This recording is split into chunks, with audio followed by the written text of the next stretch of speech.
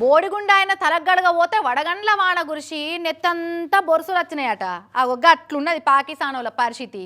దరిద్రుడు ఏ రేవుకు అయినా ముండ్ల పరిగే అన్నట్టు పాకిస్తాన్ సర్కార్ వాళ్ళను సొంత దేశం పబ్లికే చీగొడుతుర్రు. మీకెట్లా తెలుసు అని కొందరు దీర్ఘాలు తీస్తారు. వాళ్ళ కోసమే ఈ వీడియో.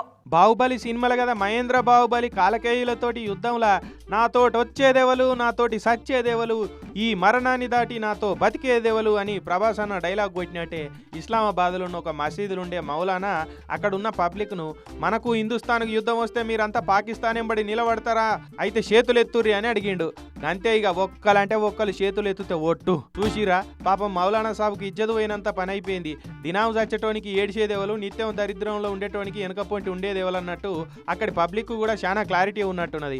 ఇండియాతోటి యుద్ధం వస్తే చెరువు మీద అలిగినట్టు మన నడ్డే ఇరుగుతుంది కానీ వాళ్ళకేం ఫరక పడుతుంది అని పబ్లిక్ అర్థమైపోయినట్టున్నది. కానీ అర్థం కాంది ఎచ్చులకు పోతున్న పాకిస్తాన్ పాలకులకే ఉన్నట్టున్నది. చైనా ఓడు పాకిస్తాన్ పడగ నీడల బాంచనని బతుక్కుంటా మన మీద బుసలు కొడుతున్నది పాకిస్తాన్. చిన్నపావునైనా పెద్ద కట్టెతోడు కొట్టు అన్నారు. అట్లనే పాకిస్తాన్ గుంటనక్కలకు కూడా పెద్ద కట్టెతోడే బుద్ధి చెప్పాలని చాలా మంది ఇండియన్లు కూడా కోరుకుంటున్నారు. ఇప్పుడు కాకుంటే పాకిస్తాన్ పబ్లిక్ ఆ దేశాన్ని నమ్ముతలేరు అనుకుంటా ఇక పాకిస్తాన్ అంబాసిడర్ ఈ వీడియోని ఇంటర్నెట్లో పెడితే ఇరుగమరగా తిరుగుతున్నది. ఇంత పిరికోళ్ళు ఉన్నారు, మీకెందుకురా యుద్ధం అనుకుంటా మస్తుగా ట్రోల్ చేస్తున్నారు నెటిజన్లు ఈ వీడియోను.